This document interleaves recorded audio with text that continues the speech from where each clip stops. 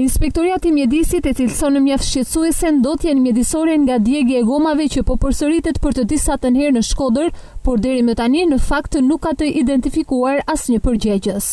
Ndërkohë, lidhur me rastin e fundit të këtij fenomeni të ndodhur disa ditë më parë në lagjen Ajasëm, ku reja e tymit të mbuloi gjithë banesat dhe zonën përreth, kryeinspektori Dëmon Tërthoria thotë se ju janë dërguar shkresa të gjitha institucioneve përgjegjëse, ndërsa për minimizimin e këtij fenomeni kërkohet mos bashkëpunimi mes tyre. Kjo është një rast paprecedent, pra është një rast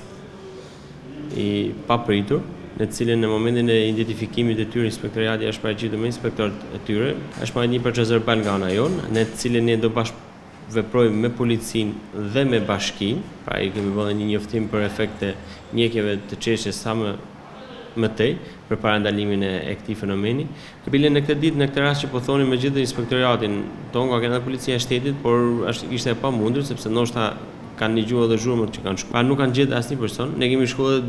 mas 2-3 orëve për të parë dhe s'është afruar asnjëri, sepse edhe zjarr fikset nga numri i inspektoriave janë larmuar një herë për të ardhur sa më shpejt për të ashuar atë zjarr. Dhe nuk kemi arritur për të kapur një ashu. Megjithatë, me shkresën e bashkëpunimit me institucionet e tjera, besojmë që këtë fenomen ta parandalojmë deri në minimum. Për kryeinspektorin Tërthoria, djegja e gomave është një fenomen mjaft problematik jo vetëm për Shkodrën, por për gjithë Shqipërinë, gjë e cila vjen si rezultat i mungesës së vendeve të riciklimit. Ky është një problem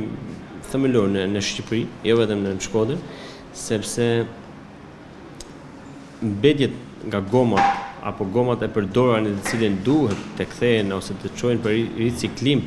në Shqipëri për momentin sipas informacionit nuk ka vende për riciklim. Kjo është një çështje që kërkon një angazhim nga gjitha strukturat e shtetit, sidomos për pjesën e importit për të parë inventarizimin e këtij produkti kaq të rrezikshëm, që mos përdoret pra të gjitha gomat që kthehen